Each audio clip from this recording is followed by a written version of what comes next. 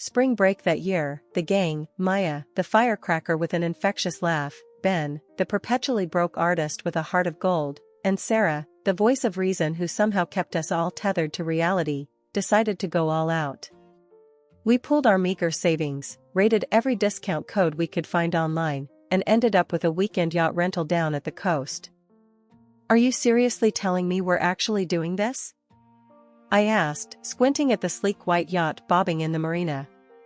It felt surreal, like we'd stumbled into a movie set. "Yup," Maya grinned, her dark eyes sparkling with mischief. "Sun, sea, and enough questionable life choices to last a lifetime." The salty breeze whipped my hair into a frenzy as we set sail. The sun beat down mercilessly, turning my skin the color of a well-worn leather jacket.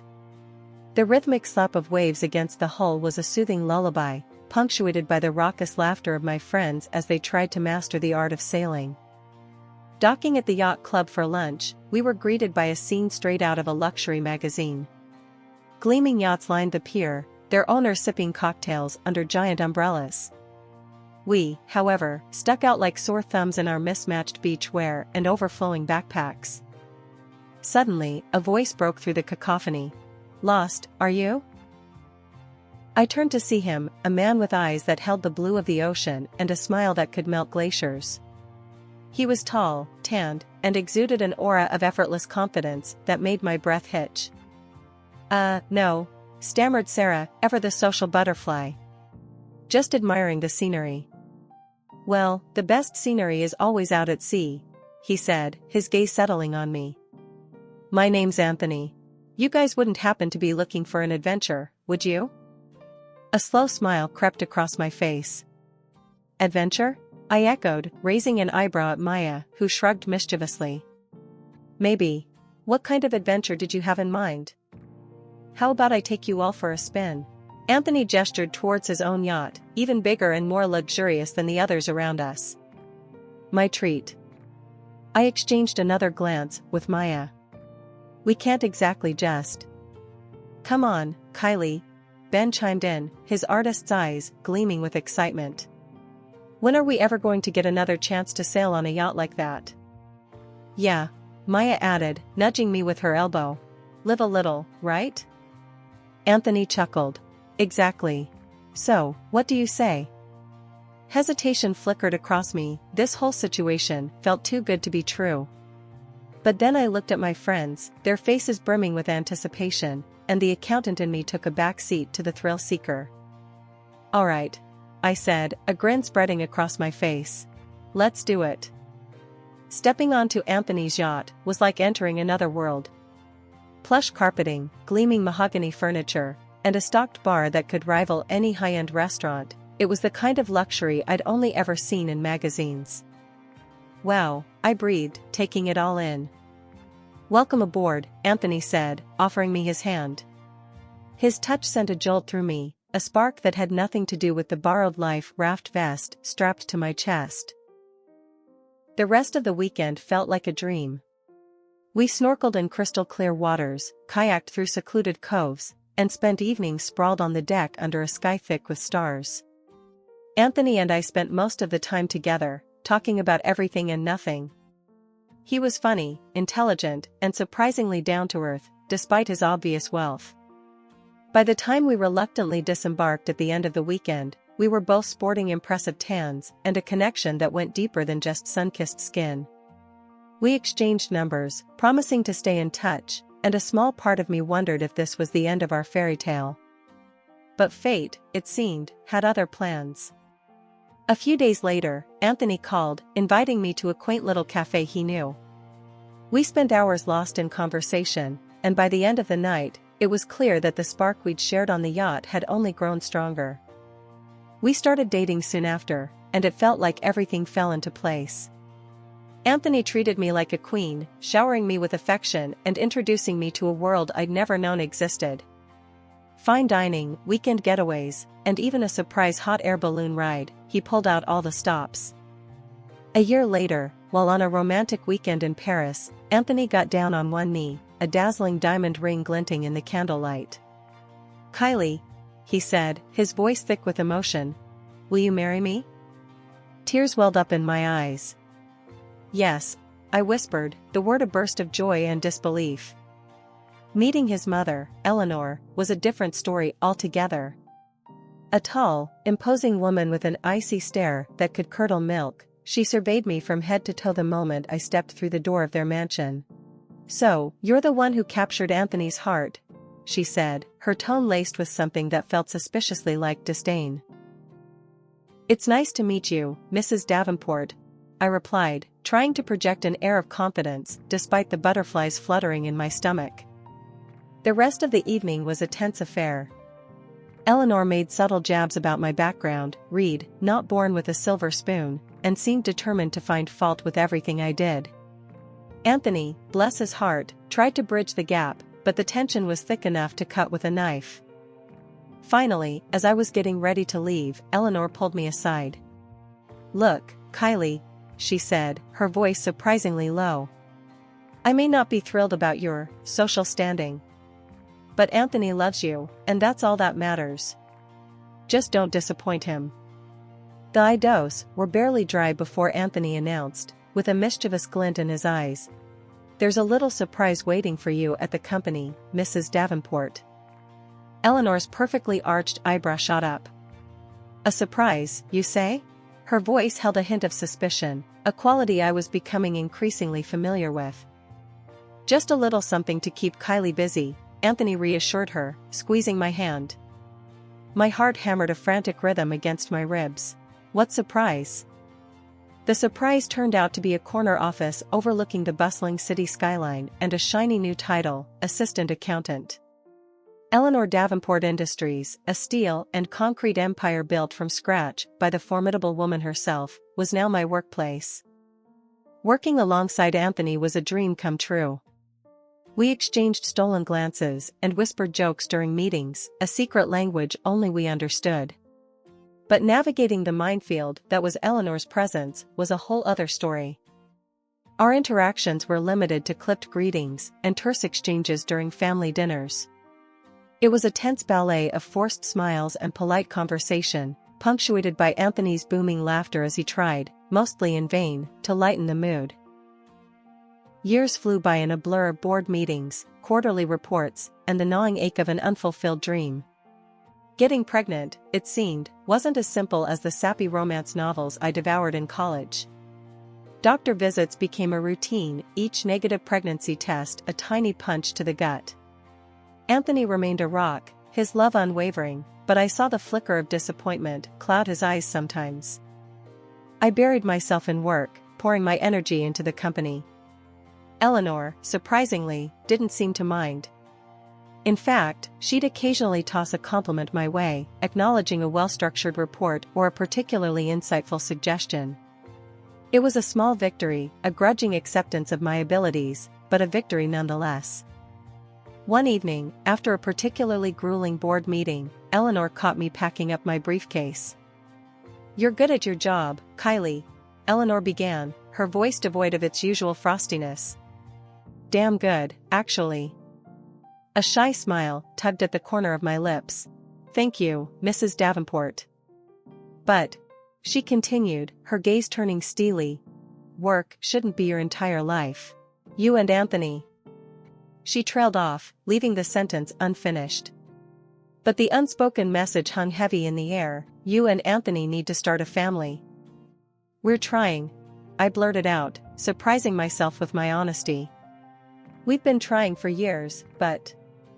Eleanor leaned back in her chair, her expression unreadable.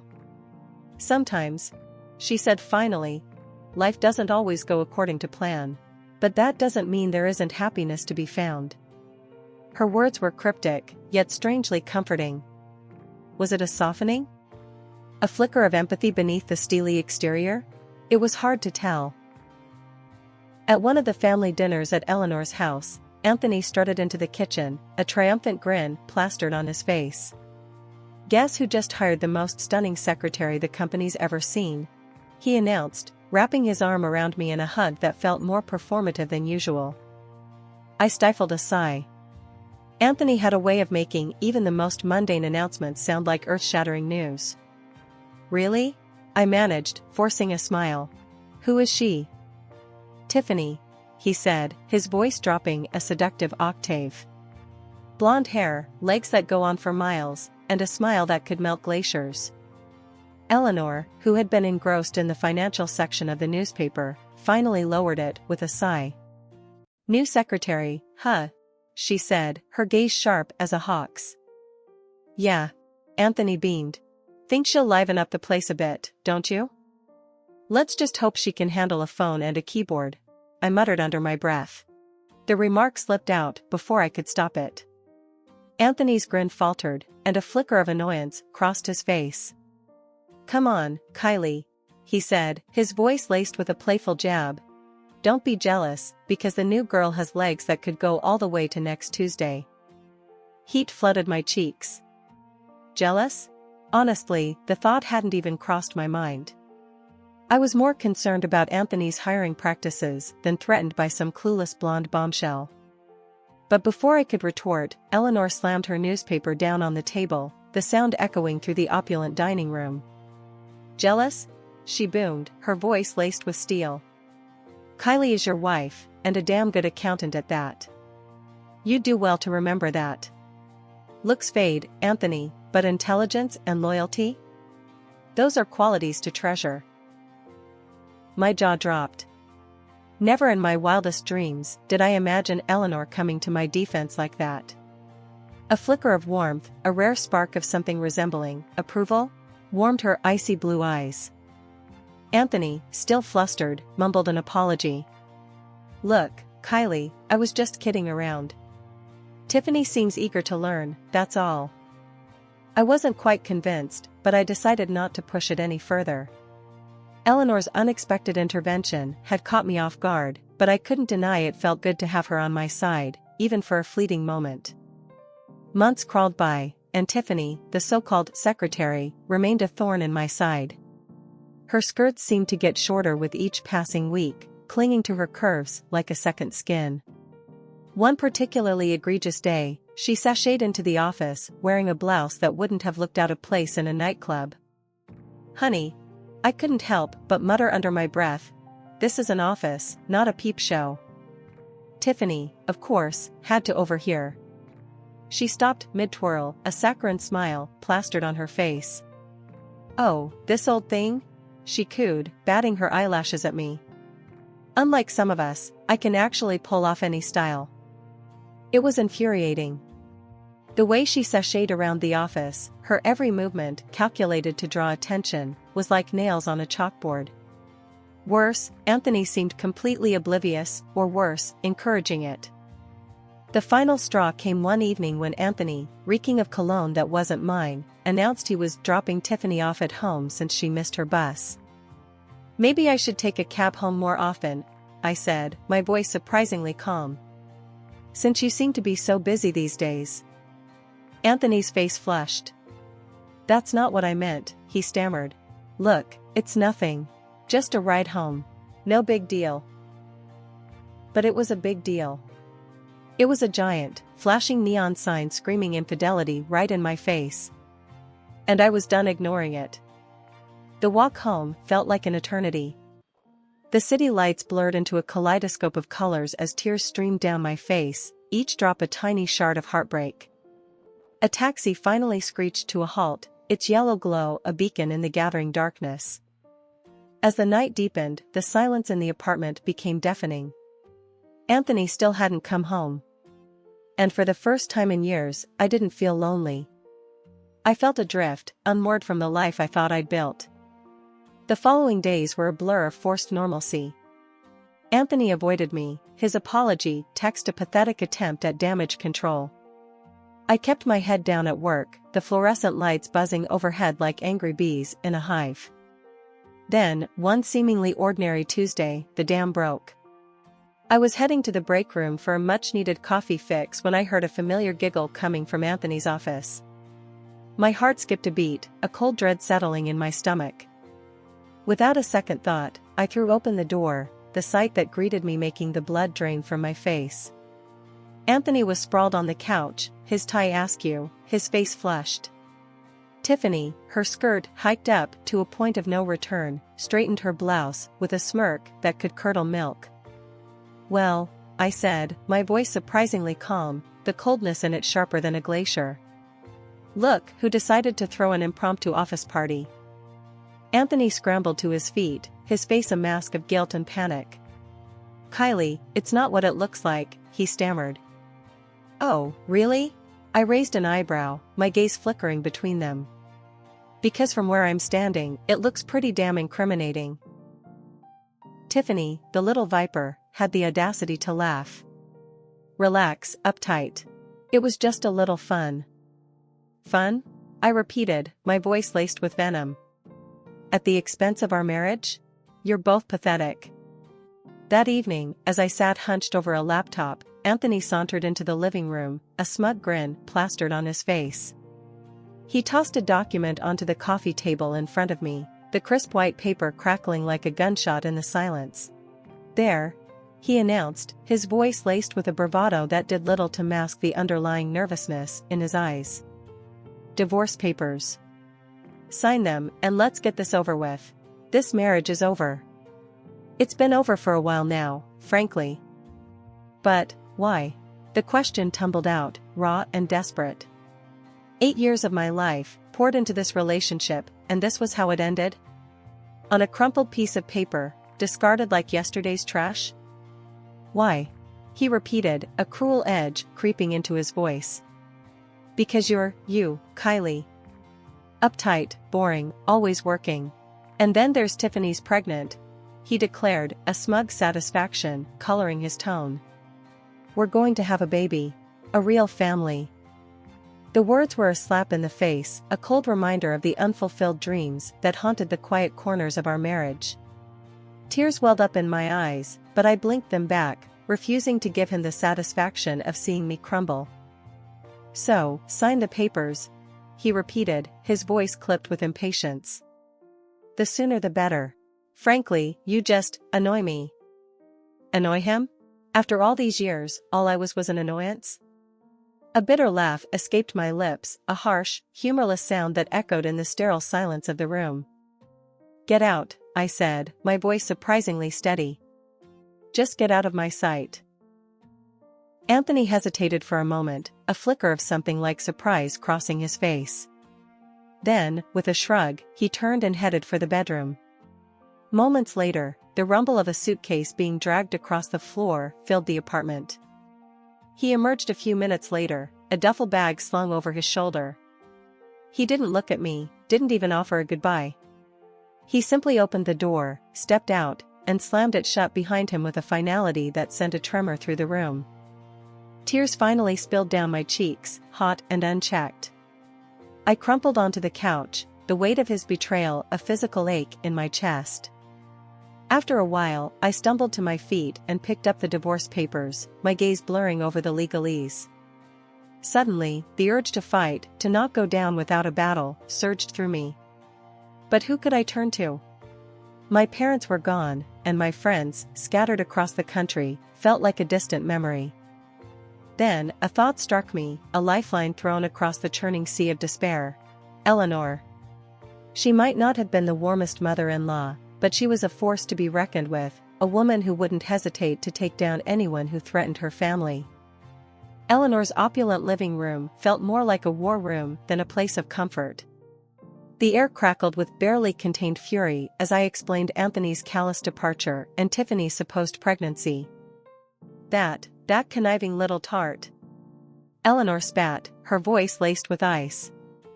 "And Anthony? The spineless worm. Leaving you for a.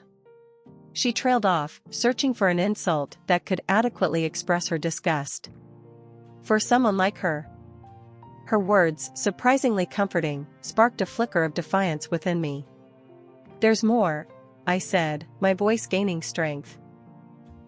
I explained my suspicions about Tiffany, the exorbitant expense reports, and the nagging feeling that something wasn't right. Eleanor, her eyes narrowed to slits, listened intently. When I finished, she rose from her chair with a predatory grace that sent shivers down my spine. Disappearing into her study, she returned a few moments later, a file clutched in her hand. Here, she said, handing it to me. A little secret audit I commissioned a while back. Just a hunch, you see. I opened the file, my heart hammering in my chest. It was a detailed report outlining Tiffany's creative accounting practices. Apparently, her idea of representative expenses included luxury handbags and weekend getaways. A cold smile touched my lips. This wasn't just about a cheating husband or a vindictive secretary. This was about something bigger. This was about justice. The next morning, I marched into Anthony's office, the secret audit tucked securely under my arm. He and Tiffany were locked in a heated embrace, cooing like a pair of lovebirds. Shouldn't you be packing your boxes, honey? This is my future husband's office now. Tiffany sneered at me. I ignored her, turning my gaze to Anthony, whose smugness had curdled into confusion. Actually, I said, a smile playing on my lips. It seems there's been a bit of a misunderstanding. Before they could react, I placed the file on his desk. Take a look, Anthony. Seems your little friend here has been a bit creative with the company finances. Tiffany's face drained of color. What is this? She sputtered, her voice laced with panic. Lies. You're trying to slander me. Just then, the office door swung open, revealing Eleanor, a steely glint in her eyes. Anthony, his face pale as a ghost, looked like a child caught with his hand in the cookie jar. Enough of this, Eleanor boomed, her voice silencing the room. She turned to her son, her gaze heavy with disappointment. Anthony, she said, her voice clipped. You are hereby dismissed from your position as director. Your blatant disregard for company policy and indulgence in irregular relationships has proven you unfit for the role. Anthony stammered, his protests drowned out by his mother's icy stare. Turning to Tiffany, Eleanor continued, her voice dripping with disdain. And you, young lady, will be facing charges of embezzlement. Consider this your official termination. The aftermath was a whirlwind. Tiffany, realizing her gravy train had derailed, quickly confessed to Anthony that the pregnancy ploy was a sham. Honey, she'd purred, all fake sweetness gone. I don't need a poor lover. With that, she sashayed out of his life as quickly as she'd sashayed in, leaving him floundering and alone. Eleanor, ever the pragmatist, wasted no time. She presented Tiffany with a stark choice: return the fraudulently claimed $15,000 or face a very public lawsuit. Tiffany, with her dreams of extravagance evaporating, chose the former, coughing up the money with a defeated whimper. Needless to say, she was no longer employed by Davenport Industries. As for Anthony, well, let's just say his fall from grace was spectacular. Fired from his position as director, his access to his mother's lavish lifestyle, the fancy cars, the yacht, was swiftly revoked. The divorce proceedings were swift and, thanks to a very good lawyer, financially beneficial for me. Part of me, a bruised and battered part, wanted nothing more than to walk away from Davenport Industries, to leave the memories, and Anthony, behind. But Eleanor surprised me again. Pulling me aside after a particularly grueling board meeting, she looked at me with a newfound respect in her eyes. Kylie, she said, her voice softer than I'd ever heard. This company needs a steady hand. Someone who understands the business, someone with integrity. Someone like you. There was a beat of silence, then I took a deep breath. All right, I said, a newfound determination filling my voice. Let's do this. Working with Eleanor was challenging, to say the least. We still had our moments, our disagreements, but there was a newfound respect between us. We were a team, united in our vision for the future of Davenport Industries. One evening, as I was leaving the office, Eleanor stopped me. Going out? She asked, a hint of curiosity in her voice. Just grabbing some takeout, I replied. Nothing fancy. Well, she said, surprising me again. Care to join me for dinner sometime? We could discuss business over a decent meal. I stared at her, momentarily speechless. Then, a laugh bubbled up from my chest, genuine and carefree. I'd like that. I said, a genuine smile spreading across my face. The future, once uncertain, now stretched before me, filled with possibilities. And for the first time in a long time, I felt truly hopeful.